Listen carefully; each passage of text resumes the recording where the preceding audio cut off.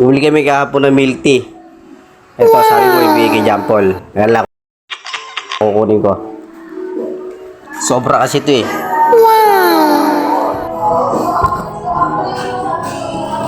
Yan lang. A few moments later.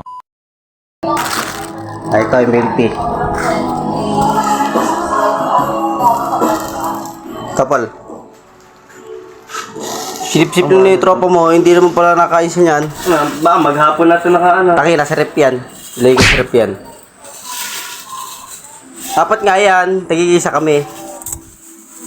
Ayan o, pruweba, baka kasi mo, kinain ko kahapon eh. Titirahin ng ano mo, paboritong kaibigan.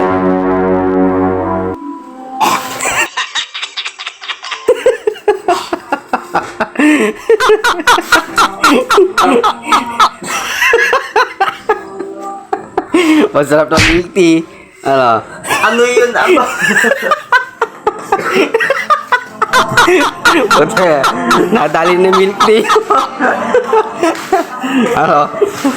Ano? Ayan, sabi mo, bigay ko sa kaibigan mo. Ayan, o. Masarap daw.